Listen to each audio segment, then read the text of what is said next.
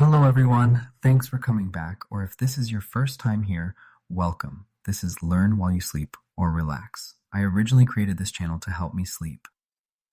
I got tired of falling asleep to videos full of nonsense, fake history, and made-up facts. I wanted something calm, factual, and trustworthy. Real history, real science, real information. So if you're here to unwind, rest, or fall asleep, you're in the right place. This channel is all about helping you learn real facts while you sleep and relax. If you appreciate the effort that goes into these videos, likes and subscribes are always very appreciated. It really does help the channel grow. Feel free to leave a comment, letting me know what time it is, where you are, and where you're watching from.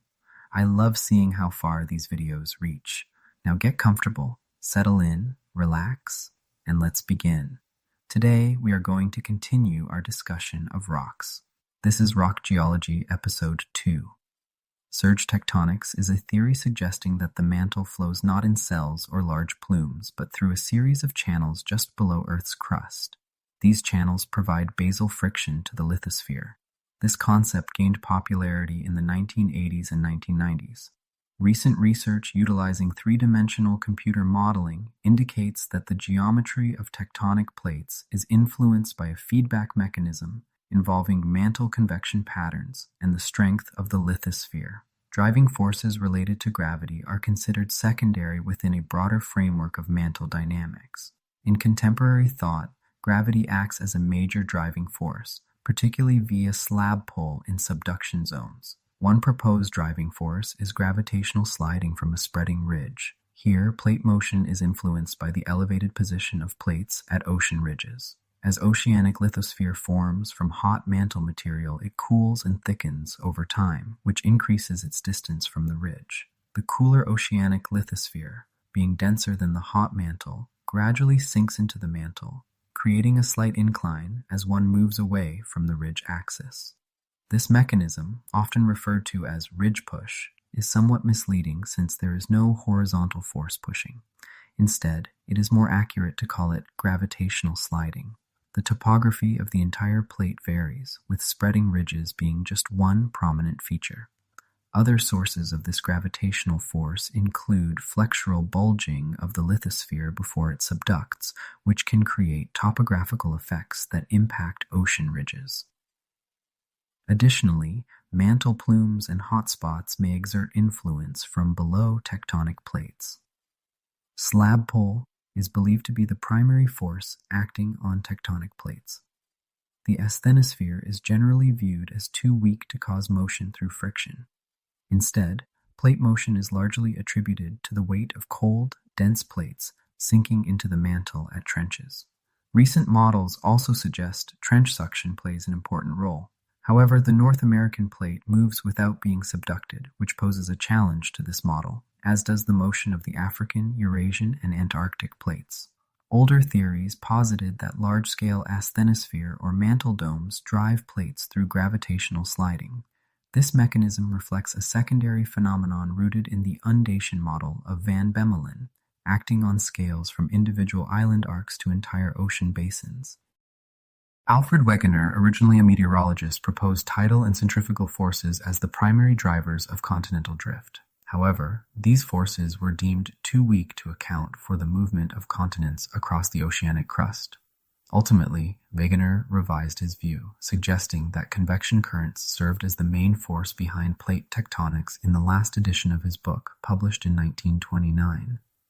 With the acceptance of plate tectonics theory, following the seafloor spreading models of Heezen, Hess, Dietz, Morley, Vine, and Matthews in the early 1960s, the idea emerged that the oceanic crust moves alongside the continents. This led to a re-evaluation of the role of Earth's rotation in driving geological processes.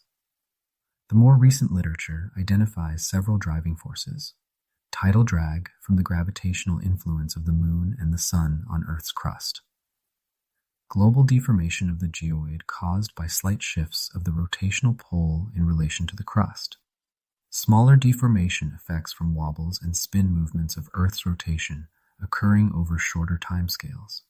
Some forces, which are considered small and typically negligible, include the Coriolis force, centrifugal force, regarded as a minor variation of gravity, For these mechanisms to be valid, systematic relationships between the orientation and movement of deformation and Earth's geographic coordinate system would need to exist globally.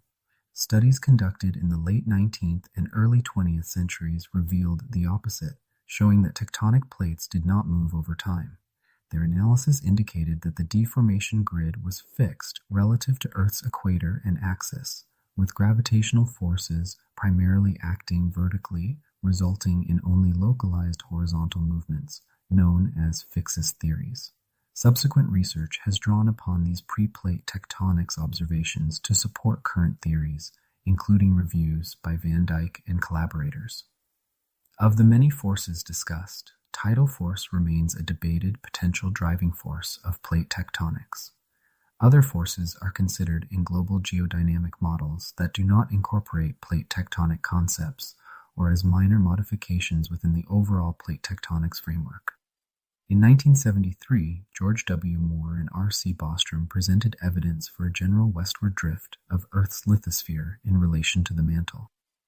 This was based on the steepness of subduction zones which dip more steeply to the west and shallower to the east.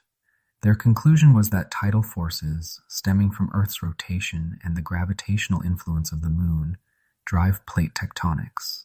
As Earth rotates eastward beneath the Moon's gravity slightly pulls Earth's surface westward, mirroring Alfred Wegener's earlier proposals.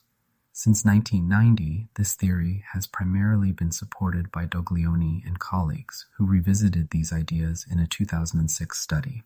It has been suggested that this tidal effect might explain why Venus and Mars lack plate tectonics. Venus has no moon, and Mars' moons are too small to have significant tidal influence. Conversely, Torsvik et al. Argued that many tectonic plates are moving north and eastward, maintaining that the mostly westward motion of the Pacific Ocean basins results from the eastward bias of the Pacific spreading center rather than lunar forces. However, the authors noted a slight westward component in the motion of all plates relative to the lower mantle. They attributed this recent westward drift, observed in the last 30 million years, to the growing and accelerating Pacific plate. The debate continues with a 2022 paper by Hofmeister et al. Reigniting discussions about the interaction between Earth's rotation and the Moon as a primary force driving plate movement. The role of water has been proposed to be crucial in plate tectonics on Earth. The vector of a plate's motion depends on all forces acting on it. This creates challenges in determining the contribution of each process to the overall motion of tectonic plates. The variety of geodynamic settings and the properties of each plate arise from the impact of the different forces driving them. One approach to understanding this complexity is to analyze the relative motion of each plate, along with evidence regarding the significance of each driving mechanism. A notable correlation is that lithospheric plates attached to downgoing or subducting plates tend to move much faster than other types. For example, the Pacific plate, surrounded by subduction zones known as the Ring of Fire, exhibits faster movement compared to Atlantic basin plates, which are more connected to adjacent continents. It is generally thought that forces like slab pull and slab suction from downgoing plates drive the motion of most plates. However, recent studies have challenged this perspective, indicating that the movement of the Pacific plate and other plates linked to the East Pacific rise is primarily influenced by a mantle convection upwelling. This upwelling leads to horizontal spreading along the bases of the plates, moving them through viscosity-related traction forces. The investigation into the driving forces of plate motion remains an active area of research in geophysics and tectonophysics. The development of the theory of plate tectonics represents a significant scientific and cultural change unfolding over 50 years of debate. This acceptance marked a paradigm shift and is now referred to as the plate tectonics revolution. At the beginning of the 20th century, various theorists sought to explain the connections between continents. In 1912, meteorologist Alfred Wegener introduced the concept of continental drift, laying the groundwork for the modern theory of plate tectonics, which fully emerged 50 years later. Wegener expanded on his ideas in 1915 with his book, The Origin of Continents and Oceans. He proposed that the continents once formed a single landmass known as Pangaea, which later separated and drifted apart. He likened these landmasses to low-density icebergs floating on a denser sea beneath. His ideas were supported by the complementary shapes of the coastlines of South America and Africa, as well as matching rock formations and fossil evidence from species like Glossopteris, Gangomopteris, and Lystrosaurus, found across multiple continents. Initially, Wegener's ideas were not widely accepted, partly due to insufficient evidence and a lack of a plausible mechanism for continental movement. Critics like Harold Jeffreys and Charles Schuchert voiced strong opposition. However, support for continental drift grew, leading to debates between advocates known as drifters or mobilists and their opponents, fixists. Throughout the 1920s to the 1940s, proponents made strides in suggesting that convection currents in the Earth's mantle could contribute to plate movements, with some ideas resembling those of plate tectonics emerging from both sides of the debate. In 1941, Otto Ampferer described processes that hinted at seafloor spreading and subduction. Paleomagnetism provided one of the first significant geophysical pieces of evidence for plate movement, indicating that rocks of various ages exhibit differing magnetic orientations due to the shifting positions of the magnetic poles over time. Initially, this phenomenon was attributed to polar wander, yet an alternative explanation emerged, suggesting that the continents themselves had moved. By the late 1950s, this theory was validated by researchers like Keith Runcorn and Warren Carey. The second wave of evidence appeared in the late 1950s and early 60s, stemming from research on the deep ocean floor, revealing features such as magnetic properties in the process of seafloor spreading along mid-ocean ridges. Advances in seismic imaging alongside observations of Wadati-Benioff zones, along with other geological data, demonstrated how oceanic crust could be subducted into the mantle. This comprehensive array of evidence clarified the feasibility of continental drift. By 1965, the theory of plate tectonics was well defined through a series of publications, ultimately revolutionizing the earth sciences by explaining a variety of geological phenomena and influencing related fields like paleogeography and paleobiology. In the late 19th and early 20th centuries, geologists believed that Earth's major features were fixed. They explained geological processes like basin development and mountain ranges through vertical crustal movement, as outlined in the geosynclinal theory. This theory suggested a contracting Earth cooling over a relatively short geological period. The complementary shapes of the opposite coasts of the Atlantic Ocean, particularly the edges of the continental shelves, had been noted as early as 1596. Various theories were proposed but encountered resistance due to the prevailing view of a solid Earth. The discovery of radioactivity in 1895 introduced a new heat source, prompting a re-evaluation of Earth's age. Previously estimated based on its cooling rate, scientists realized that Earth was much older, with a core still hot enough to remain liquid. By 1915, Alfred Wegener published significant arguments for continental drift in his book, The Origin of Continents and Oceans. He pointed out that the east coast of South America and the west coast of Africa appeared to have once been connected. Though he was not the first to suggest this, he provided substantial fossil, paleotopographical, and climatological evidence to support his theory, aided by other researchers like Alex de Toit. Similarities in rock strata between separate continents, such as those in Scotland, Ireland, Newfoundland, and New Brunswick, further implied that these landmasses were once joined. Additionally, the structural and compositional similarities between the Caledonian Mountains in Europe and the Appalachian Mountains in North America reinforced his claims. Despite this evidence, many geologists were skeptical of Wegener's ideas, primarily because he could not clearly explain the mechanism behind continental drift. They questioned how continental rock could move through the denser oceanic crust, and Wegener's theories were not fully validated until after his death in 1930. As it was observed early that granite existed on continents, while the seafloor appeared to be composed of denser basalt, the prevailing view in the early 20th century was that two types of crust existed: seal, or continental crust, and sima, or oceanic crust. It was also believed that a static layer of rock lay beneath the continents. suggesting that a layer of basalt underlies the continental rocks. However, Pierre Bouguer observed abnormalities in plumb-line deflection caused by the Andes in Peru. He deduced that the less dense mountains must extend downward into the denser layer below.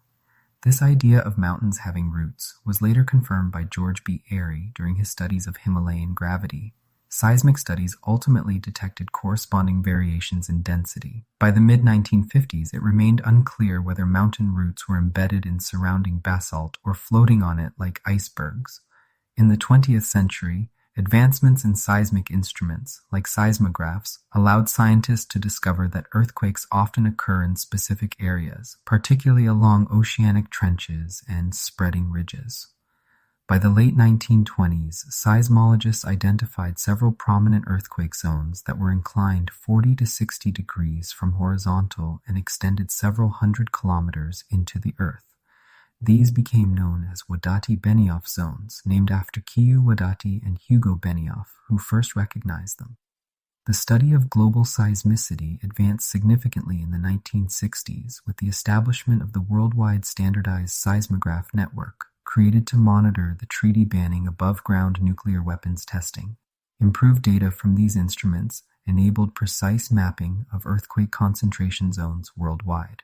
Debates arose around polar wander, as evidence suggested continents had moved through various climatic zones over time. Paleomagnetic data indicated that the magnetic pole had shifted, leading to the reasoning that the continents may have moved while the pole remained relatively fixed. Keith Runcorn was the first to use magnetic polar wander data to support continental movement in a 1956 paper, followed by work from his students Ted Irving and Ken Creer, both of whom supported the notion that paleomagnetism backed continental drift. This discussion led to a symposium in Tasmania in March 1956, organized by S. Warren Carey, a proponent of continental drift since the 1930s. Some participants at the symposium utilized this evidence to support a theory of expanding global crust, suggesting that the continent shifted due to an increase in Earth's size since its formation. While this theory still has supporters, it is generally viewed as unsatisfactory due to the lack of a convincing mechanism to explain significant expansion. Subsequent research would reveal that evidence supported the idea of continental drift on a stable radius Earth. From the 1930s to the late 1950s, research by figures such as Venning-Manis, Holmes, and Umgrove outlined concepts similar to modern plate tectonics theory. Particularly, English geologist Arthur Holmes proposed in 1920 that plate junctions might exist beneath the sea and, in 1928, that convection currents within the mantle could drive these movements. Many of these contributions were overlooked because continental drift was not accepted at the time. Some ideas were linked to outdated concepts of a deforming globe without drift or an expanding Earth. Scientific communication was hampered by political and economic instability. Many of these ideas were published by European scientists and initially received little recognition in American research papers on seafloor spreading from the 1960s. In 1947, a team of scientists led by Maurice Ewing aboard the research vessel Atlantis confirmed the presence of a rise in the central Atlantic Ocean. They discovered that the seabed beneath sediment layers consisted of basalt in contrast to the granite found in continental regions. The oceanic crust was also found to be significantly thinner than continental crust. These findings sparked important questions. The newly collected data revealed specific characteristics about the ocean basins, showing a system of mid-oceanic ridges around the globe. A key conclusion was that new ocean floor was being formed along these ridges, giving rise to the concept of the Great Global Rift. In a pivotal paper by Bruce Heezen in 1960, based on his work with Marie Tharp, a revolution in understanding was triggered. It became clear that new crust was continuously created at the oceanic ridges, leading Heezen to initially support the expanding Earth hypothesis proposed by S. Warren Carey. This raised a critical question. How could new crust be added without increasing Earth's size? By the 1940s and 1950s, scientists like Arthur Holmes and Venning-Manis had already addressed this. They showed that excess crust disappeared in oceanic trenches through a process called subduction. As scientists in the early 1960s examined their data, the theory began to come together. This question particularly captivated Harry Hammond Hess, a geologist from Princeton University, and Robert S. Dietz, a scientist with the United States Coast and Geodetic Survey, who coined the term seafloor spreading. Both recognized the significant implications of seafloor spreading and how it aligned with the then unconventional ideas of continental drift, building on the mobilistic models proposed by earlier researchers like Holmes. In the same year, Robert R. Coates of the U.S. Geological Survey described the essential features of island arc subduction in the Aleutian Islands. Although his work was initially overlooked, it has since been recognized as seminal. It highlighted the contributions of European scientists studying island arcs and mountain belts from the 1930s to the 1950s, which were also influential in the United States. Hess and Dietz, following the reasoning of Holmes and others, proposed that if Earth's crust expanded at the oceanic ridges, it must contract elsewhere. Hess suggested that new oceanic crust spreads away from the ridges like a conveyor belt. He concluded that this oceanic crust eventually descends along continental margins, where oceanic trenches, essentially deep, narrow canyons, are located, particularly around the Pacific Ocean basin. Hess identified convection currents as the driving force behind this process. He concluded that the Atlantic Ocean was expanding while the Pacific Ocean was shrinking. Old oceanic crust is consumed in the trenches, with new magma rising and erupting along the spreading ridges, creating new crust. This recycling of ocean basins explains why Earth does not increase in size due to seafloor spreading, why sediment accumulation on the ocean floor is minimal, and why oceanic rocks are far younger than continental rocks. Magnetic striping emerged in the 1950s when scientists like Victor Vacquier began detecting unusual magnetic variations across the ocean floor using magnetometers adapted from World War II technology. This discovery was unexpected, yet not entirely surprising due to the presence of magnetite in basalt, the iron-rich volcanic rock that makes up the ocean floor. This natural magnetism, which can distort compass readings, had been noted by Icelandic mariners as early as the late 18th century. The magnetic properties of basalt provide a way to study the ocean floor, as newly formed rock records Earth's magnetic field during cooling. As mapping progressed in the 1950s, these magnetic variations revealed consistent patterns rather than random occurrences. When plotted, the ocean floor exhibited a zebra-like pattern of alternating stripes, one with normal polarity and the adjacent one with reversed polarity. This phenomenon, termed magnetic striping, was documented in 1961 by Ron G. Mason and his colleagues, although they did not explain it in terms of seafloor spreading. The quest for an explanation led scientists such as Heisen, Hess, and Dietz to propose that mid-ocean ridges are areas where the ocean floor is separating. Magma from deep within Earth rises through these weak zones, erupting at the ridge crest to form new oceanic crust. Initially called the conveyor belt hypothesis, this idea later became known as seafloor spreading, which continues to shape the ocean floor along the extensive network of mid-ocean ridges.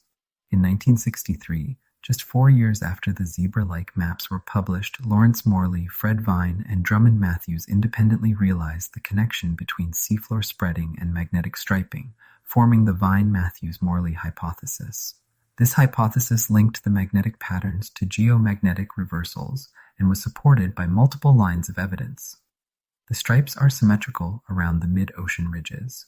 Near the ridge crest, the rocks are very young, with age increasing away from the crest. The youngest rocks at the ridge crest have modern polarity, while alternating stripes exhibit different magnetic polarities, indicating formation during various epochs that correspond with known geomagnetic field reversals. By explaining magnetic striping and the formation of mid-ocean ridges, the seafloor spreading hypothesis gained traction and significantly advanced the theory of plate tectonics. The oceanic crust began to be viewed as a natural record of the history of geomagnetic field reversals. Significant research focused on correlating the magnetic patterns in oceanic crust with established timelines from basalt layer dating, providing insights into past spreading rates and plate reconstructions. Definition and refining of the theory. Plate tectonics, originally termed New Global Tectonics, gained rapid acceptance among scientists, leading to numerous publications that clarified its concepts. In 1965, Tuzo Wilson, an early advocate of seafloor spreading and continental drift, introduced the concept of transform faults, enhancing the model by completing the necessary classes of fault types for plate mobility. That same year, a symposium on continental drift at the Royal Society of London marked the formal recognition of plate tectonics by the scientific community. The proceedings were documented in a publication attributed to Blackett, Bullard, and Runcorn. During this symposium, Edward Bullard and his team utilized computer calculations to demonstrate how the continents on either side of the Atlantic could best fit together, a concept later known as Bullard's fit. In 1966, Wilson published a paper referencing earlier plate tectonic reconstructions and introducing the Wilson cycle. The following year, at an American Geophysical Union meeting, W. Jason Morgan suggested that Earth's surface consists of 12 rigid plates that move relative to one another.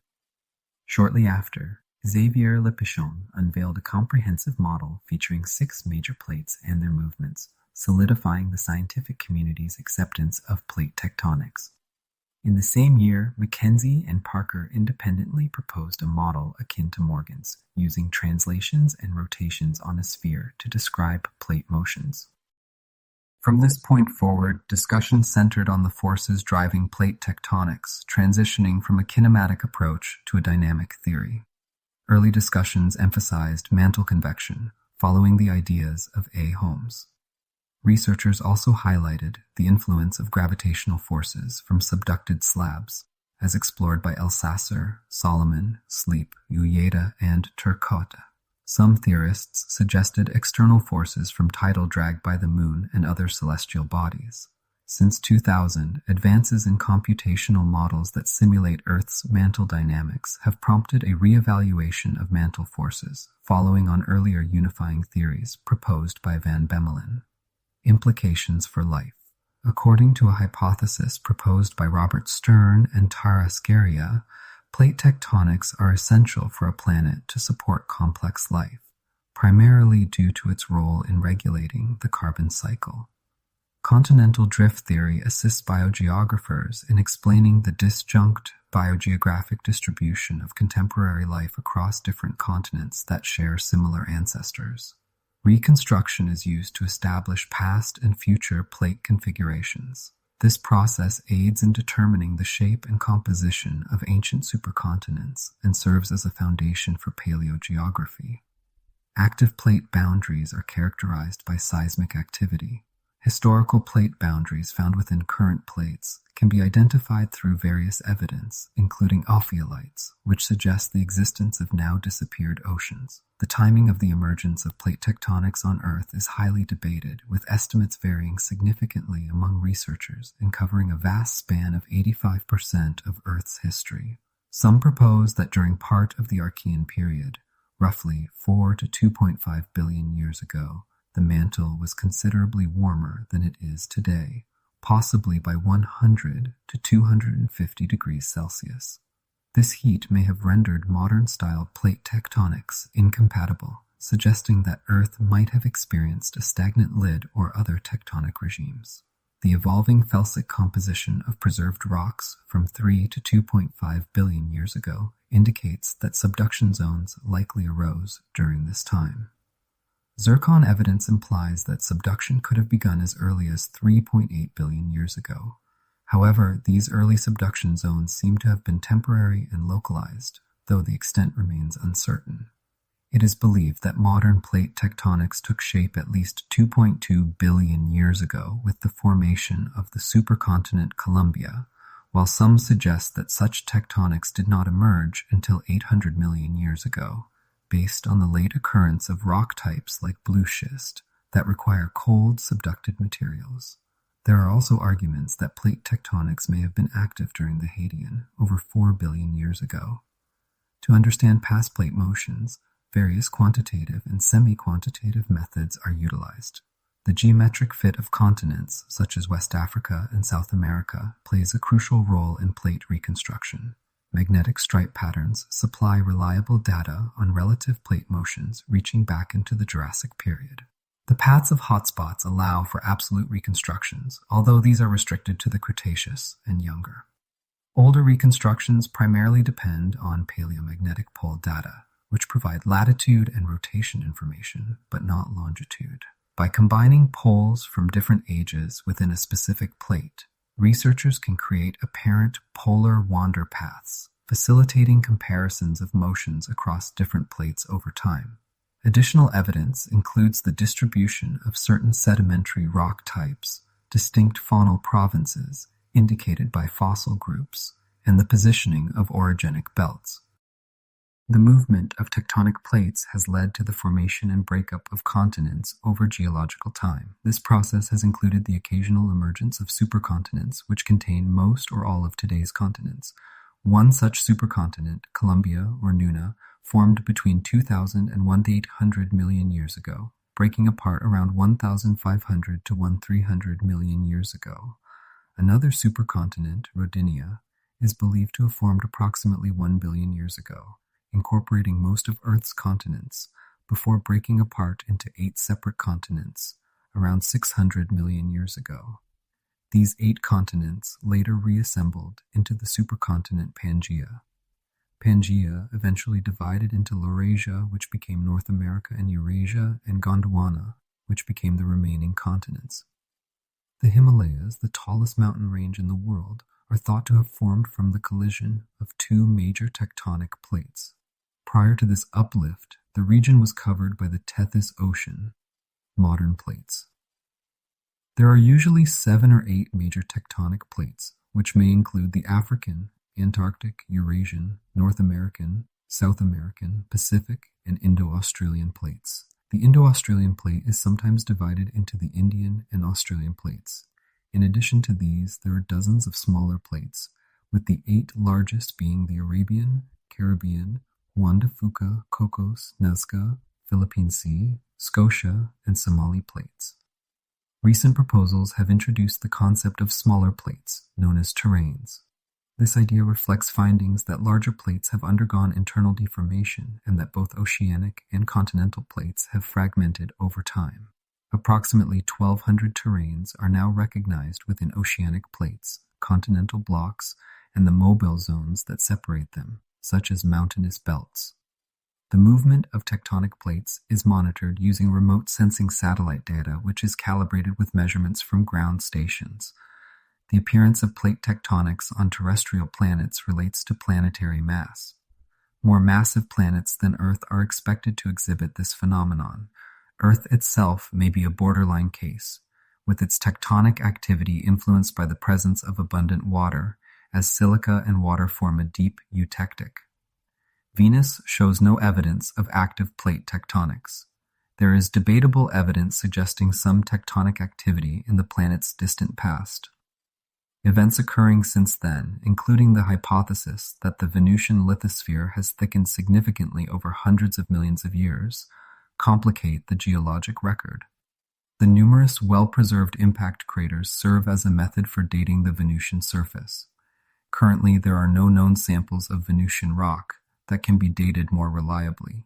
Dates derived from these craters fall predominantly within the range of 500 to 750 million years ago, with some ages calculated as far back as 1,300 million years ago.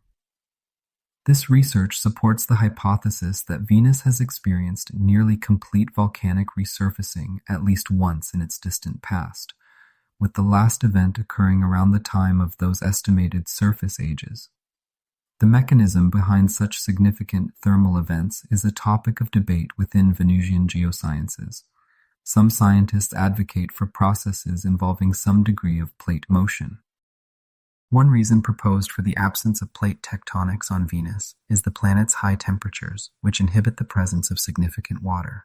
On Earth, water is crucial for the formation of shear zones. Plate tectonics relies on weak surfaces in the crust where crustal slices can move. It is possible that the necessary weakening never occurred on Venus due to the lack of water. Nonetheless, some researchers remain convinced that plate tectonics is, or was, active on Venus. Mars is considerably smaller than Earth and Venus, and there is evidence for ice on its surface and in its crust. In the 1990s, it was proposed that the Martian crustal dichotomy was created by plate tectonic processes. Scientists have since determined that it was either formed by upwelling within the Martian mantle, which thickened the crust of the southern highlands and created Tharsis, or by a giant impact that excavated the northern lowlands. Valles marineris may represent a tectonic boundary. Observations of Mars's magnetic field by the Mars Global Surveyor spacecraft in 1999 revealed patterns of magnetic striping. Some scientists interpreted these patterns as indicative of plate tectonic processes such as seafloor spreading. However, the data did not pass a magnetic reversal test, which assesses whether these patterns were formed by the flipping polarities of a global magnetic field. Exoplanets. On Earth-sized planets, plate tectonics is more likely if there are oceans of water. In 2007, two independent research teams reached opposing conclusions regarding plate tectonics on larger super-Earths. One team suggested that plate tectonics would be episodic or stagnant, while the other believed it is very likely to occur on super-Earths, even in the absence of water. Understanding plate tectonics plays a role in the search for extraterrestrial intelligence and life. Mantle convection is the very slow movement of Earth's solid silicate mantle, where convection currents transfer heat from the interior to the surface. This process drives the movement of tectonic plates across the Earth's surface. The lithosphere lies atop the asthenosphere, forming components of the upper mantle. The lithosphere is divided into tectonic plates, which are continuously created or consumed at their boundaries. Accretion occurs as mantle material is added to the edges of a plate, commonly seen in seafloor spreading. Upwelling beneath spreading centers represents a rising segment of mantle convection, though it is generally not linked to the larger global mantle upwelling. The hot material at these centers cools through conduction and convection as it moves away.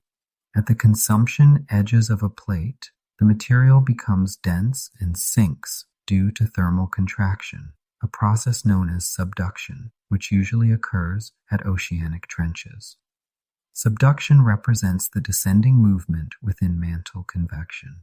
The subducted material travels through the Earth's interior. Some of it reaches the lower mantle, while in other areas, its descent may be hindered by a phase transition involving specific mineral reactions. Subducted oceanic crust can trigger volcanic activity, although the underlying mechanisms vary. Volcanism may result from processes that increase buoyancy in partially melted mantle, leading to an upward flow of the less dense melt. Secondary convection may also contribute to surface volcanism, influenced by intraplate extension and mantle plumes.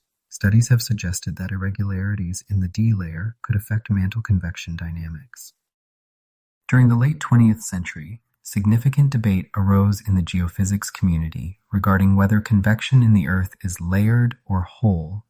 While aspects of this discussion continue, emerging evidence from seismic tomography, numerical simulations of mantle convection, and observations of Earth's gravitational field indicate the likelihood of whole mantle convection at present. In this model, cold subducting oceanic lithosphere descends from the surface to the core mantle boundary, while hot plumes rise from the core to the surface. This concept is supported by global seismic tomography models, which reveal slab and plume-like anomalies traversing the mantle transition zone. It is widely accepted that subducting slabs pass through the mantle transition zone into the lower mantle. However, the existence and continuity of plumes remain debated, with implications for the nature of mantle convection. This discussion is also connected to the question of whether intraplate volcanism stems from shallow upper mantle processes or from deep mantle plumes. Geochemistry studies have shown that lavas from intraplate regions differ from those derived from shallow mid-ocean ridge basalts, notably having higher ratios of helium-3 to helium-4.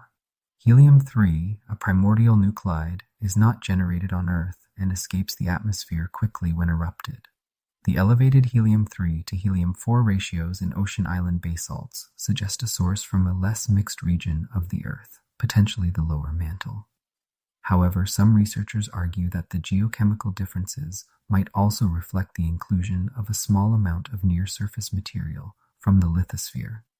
On Earth, the Rayleigh number for convection within the mantle is estimated to be around 10 million, indicating vigorous convection.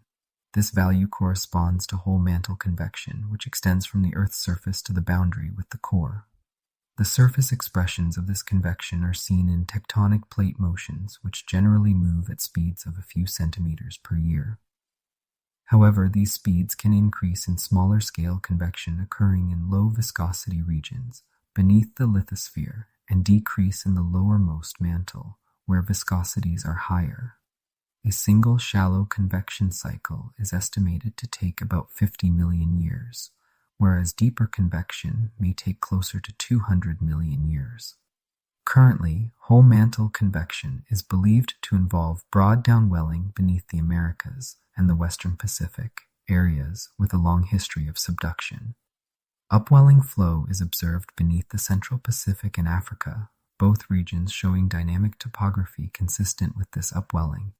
This broad flow pattern aligns with tectonic plate motions, indicating convergence toward the Western Pacific and the Americas, and divergence away from the Central Pacific and Africa.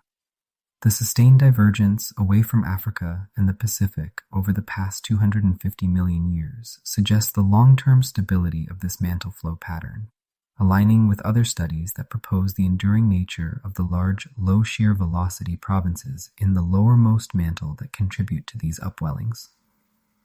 Creep in the mantle. The mantle displays varying creep processes due to differences in temperature and pressure, with dislocation creep primarily dominating in the lower mantle and diffusional creep occasionally taking precedence in the upper mantle. There exists a significant transition region between the upper and lower mantle where creep behaviors can vary greatly based on local conditions. The upper mantle is largely composed of olivine, which influences its geological properties. The strength of olivine correlates with its melting temperature and is sensitive to the presence of water and silica. Impurities such as calcium, aluminum, and sodium, along with pressure, also affect creep behavior and contribute to variation in mechanisms throughout the mantle. Typically, creep behavior is illustrated by plotting homologous temperature against stress. However, for the mantle, it may be more insightful to examine how stress depends on pressure. Stress, defined as force divided by area, poses a challenge in geological terms due to difficulty in determining area.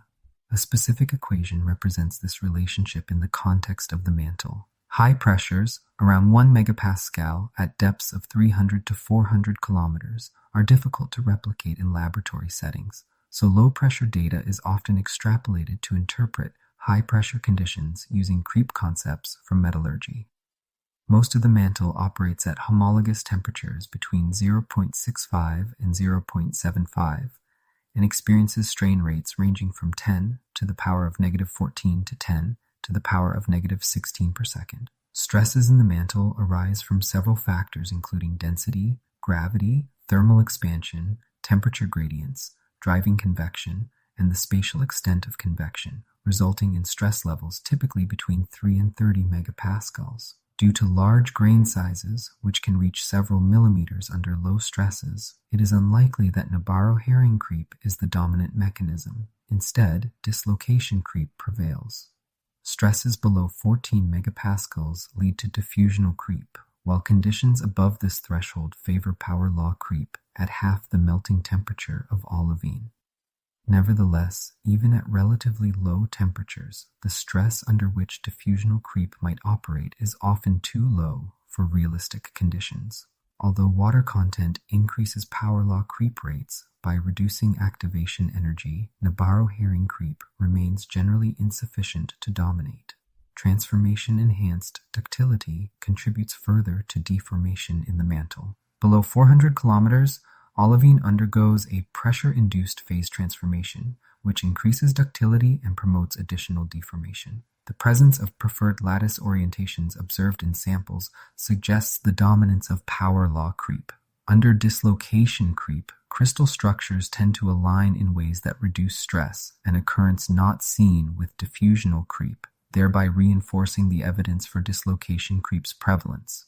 A similar process of slow convection probably occurs, or occurred, in the interiors of other planets such as Venus and Mars, as well as in some satellites like Io, Europa, and Enceladus. Geodynamics is the study of the dynamics of the Earth. Compatibility in geochemistry refers to the distribution of trace elements in melt. Heat transfer is a key aspect of thermal engineering, focusing on the generation, use, conversion, and exchange of thermal energy. It includes mechanisms like thermal conduction, thermal convection, thermal radiation, and energy transfer through phase changes.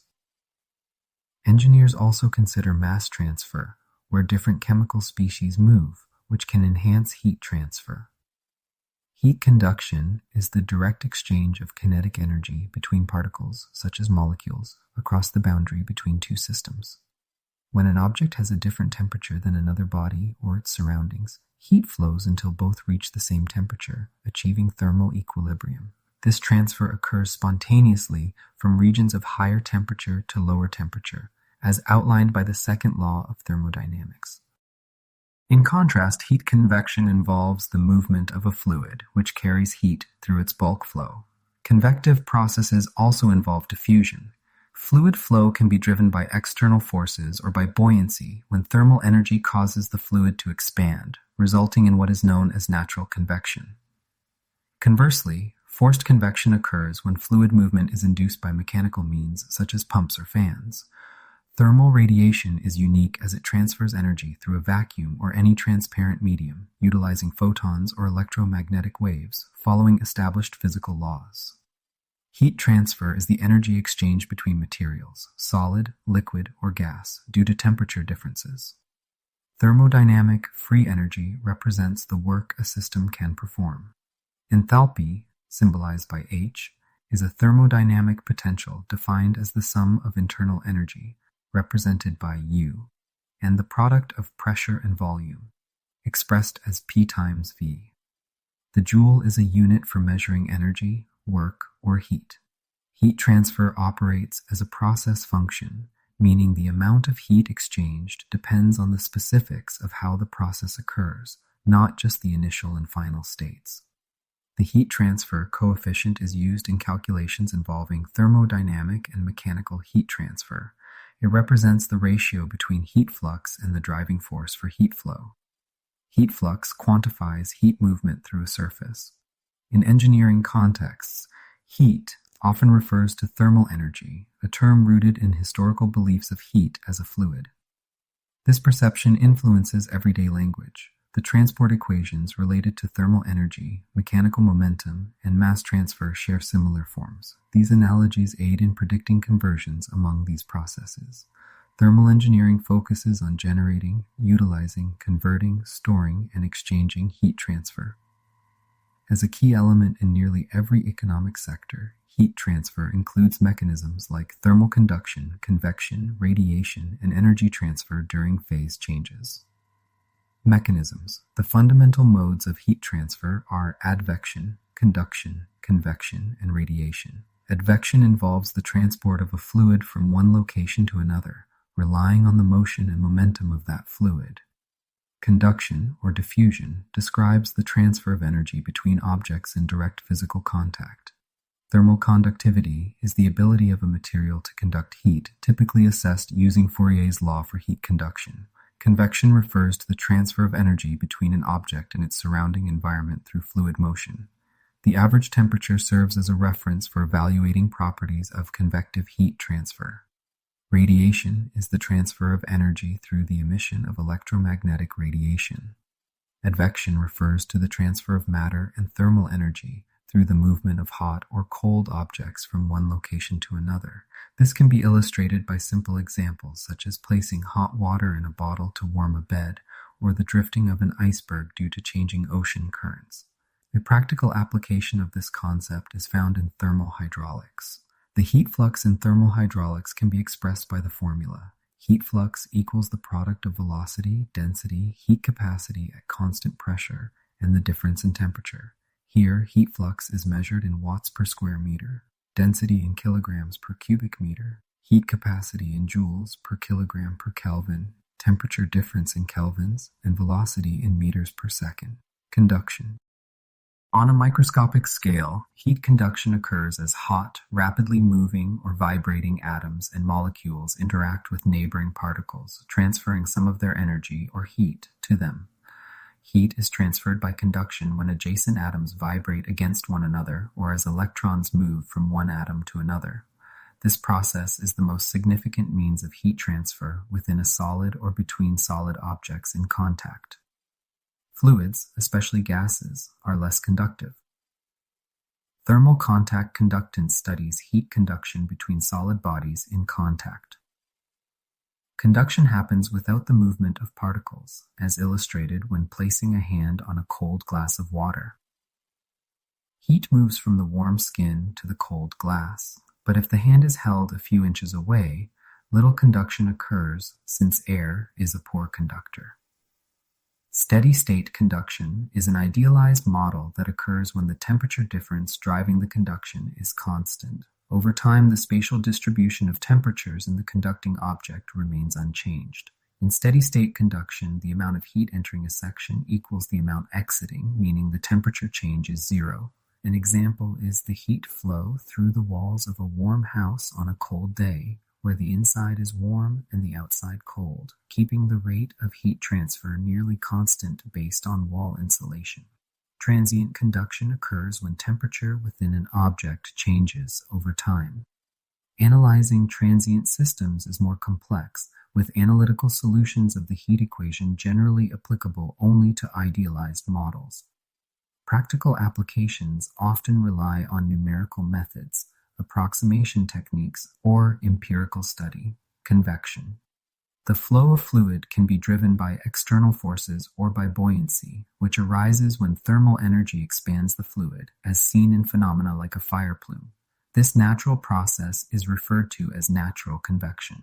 All convective processes also involve heat transfer through diffusion. Another type of convection is called forced convection. Here, the fluid is driven to flow by mechanical means, such as a pump or fan. Convective heat transfer is the movement of heat through fluids, characterized as the transfer of heat through mass movement. The bulk motion of the fluid enhances heat transfer between a solid surface and the fluid. Convection typically dominates heat transfer in liquids and gases. While convection is sometimes viewed as a third method of heat transfer, it primarily describes the effects of heat conduction within the fluid and the heat transfer through bulk flow. This fluid movement is known as advection, though advection usually refers to mass transport, such as pebbles being carried in a river. In terms of heat transfer in fluids, advection always occurs alongside heat diffusion or conduction. Therefore, heat convection encompasses both advection and conduction. Natural convection occurs when fluid motions arise from buoyancy forces due to temperature-induced density variations. In contrast, forced convection refers to fluid motions induced by external mechanisms such as fans or pumps, creating artificially induced currents. Convective cooling is often explained using Newton's law of cooling. This law states that the rate of heat loss from an object is proportional to the temperature difference between the object and its surrounding environment. However, Newton's law requires that this heat loss follows a linear relationship with the temperature difference. In convective cooling, this is not always true. Generally, convection does not depend linearly on temperature gradients and can sometimes exhibit strong nonlinear behavior. In such instances, Newton's law does not apply. Convection versus conduction.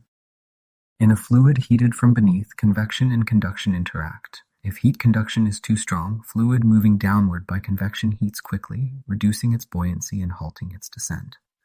Conversely, fluid moving upward cools too rapidly, diminishing its upward force. When heat conduction is low, a significant temperature gradient may result, leading to strong convection. The Rayleigh number is a key measure that indicates the balance between conduction and convection. It is calculated as the product of the Grashof number and the Prandtl number. The Rayleigh number can be expressed mathematically as the ratio of heat transfer rates by convection and conduction. It can also be seen in terms of the time scales of these processes. Buoyancy driving convection is approximately the force given by gravity and the density difference of the fluid, multiplied by the characteristic length. This buoyancy creates a pressure that balances the shear stress due to viscosity. The typical fluid velocity affects this balance, relating to the convection timescale. In contrast, the conduction timescale is determined by the square of the characteristic length divided by thermal diffusivity. Convection is significant when the Rayleigh number exceeds 1000 to 2000. Radiative heat transfer is the transfer of energy through thermal radiation, which involves electromagnetic waves. This transfer can occur across a vacuum or through any transparent medium, whether solid, fluid, or gas. Thermal radiation is emitted by all objects with a temperature above absolute zero, resulting from the random movements of atoms and molecules. As atoms and molecules are made of charged particles, their movement causes the emission of electromagnetic radiation that carries energy away. In engineering applications, radiation typically plays a significant role only for very hot objects or when there is a substantial temperature difference between objects. When the sizes of objects and the distances between them are large compared to the wavelength of thermal radiation, the rate of radiant energy transfer is described by the Stefan-Boltzmann equation. For an object in a vacuum, this equation expresses heat transfer as a function of the object's emissivity, the Stefan-Boltzmann constant, and the fourth power of the temperature. For radiative transfer between two objects, the equation incorporates the temperatures of both objects, their emissivity, and a view factor which accounts for their relative positions. In cases where the objects or the distances separating them are comparable in size or smaller than the dominant thermal wavelength, the Stefan-Boltzmann limit can be exceeded. This area of study is known as near-field radiative heat transfer. Solar radiation from the sun can be collected for heat and energy. Unlike conductive or convective heat transfer, thermal radiation can be focused into a small area when reflecting mirrors are used, a principle applied in concentrating solar power generation. An example is the PS10 solar power tower in Spain, where sunlight reflected from mirrors can heat water to temperatures as high as 285 degrees Celsius. The maximum achievable temperature at a target is determined by the temperature of the hot radiation source. The sun, at approximately 4000 Kelvin, can result in temperatures around 3000 Kelvin or 3000 degrees Celsius at a small probe located in the focus of a large concave mirror, such as the Mont Louis solar furnace in France. Phase transition occurs in a thermodynamic system when one phase or state of matter changes to another through heat transfer. Examples of this include the melting of ice and the boiling of water. The Mason equation describes the growth of a water droplet, focusing on how heat transport affects evaporation and condensation. Phase transitions involve the four fundamental states of matter. Solid states include deposition, freezing, and solid-to-solid transformations. Liquid states involve condensation and melting, also known as fusion. Gas states encompass boiling, evaporation, recombination, deionization, and sublimation. Plasma transitions occur through ionization. Boiling. The boiling point of a substance is the temperature at which the vapor pressure of the liquid equals the pressure surrounding it, causing the liquid to evaporate and leading to a rapid increase in vapor volume. In a closed system, the saturation temperature and boiling point are synonymous. This saturation temperature indicates the temperature corresponding to a specific saturation pressure where a liquid transitions into its vapor phase.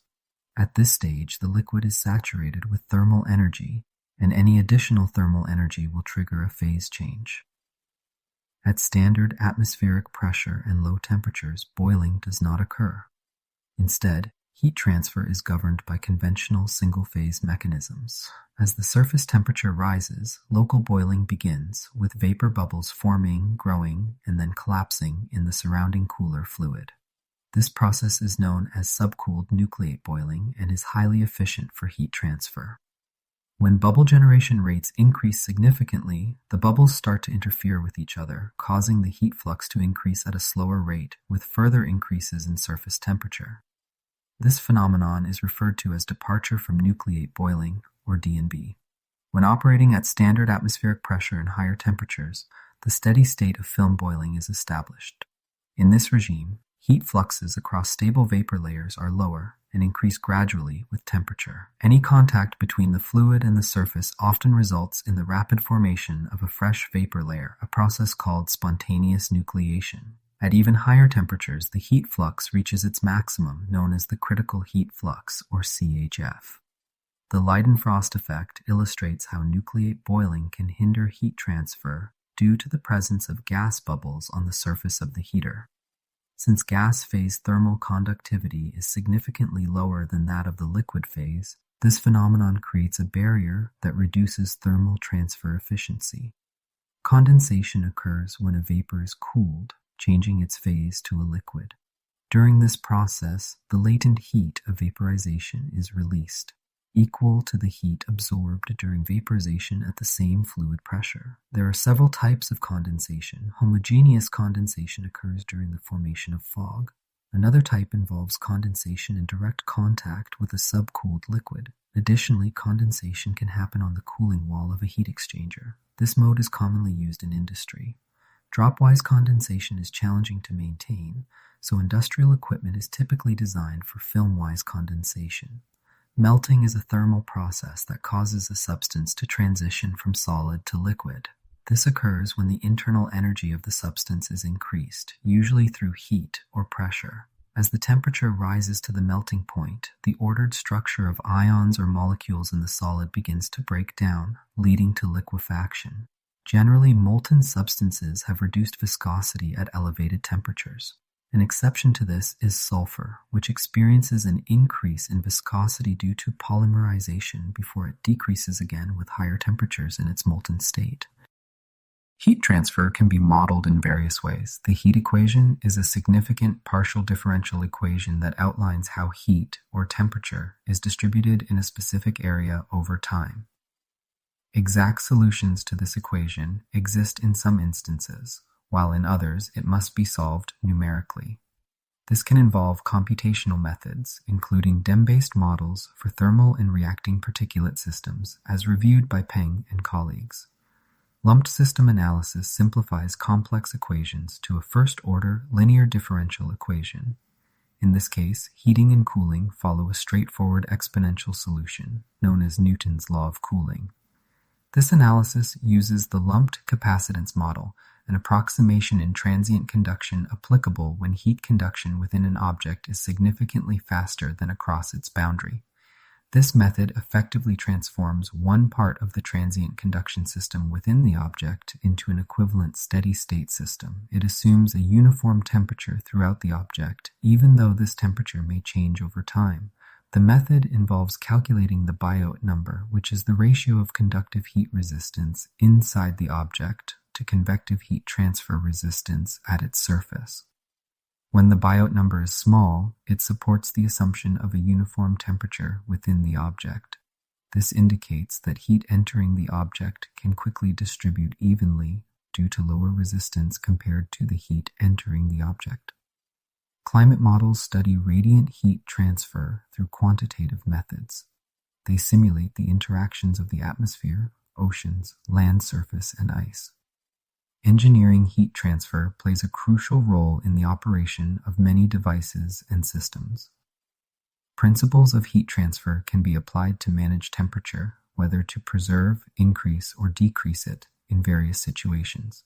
These methods are essential in fields such as automotive engineering, thermal management for electronic devices, climate control, insulation, materials processing, chemical engineering, and power station engineering.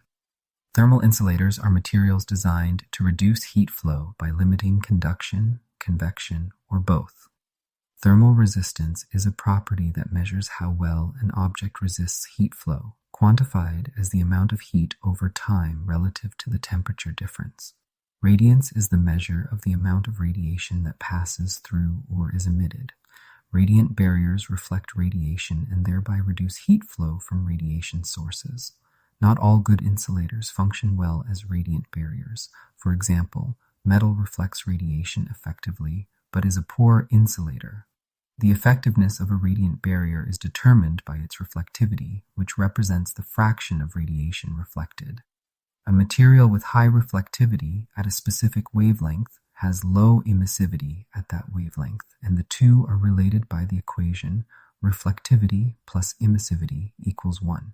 Ideally, a radiant barrier would have a reflectivity of 1, reflecting all incoming radiation. Vacuum flasks are designed to approach this ideal through silvering. In space, satellites utilize multi-layer insulation made of many layers of aluminized mylar to significantly reduce radiation heat transfer and maintain temperature control. Thank you for learning and relaxing with me tonight. This is the end of our topic, rock geology. Feel free to listen again or learn with one of our other topics.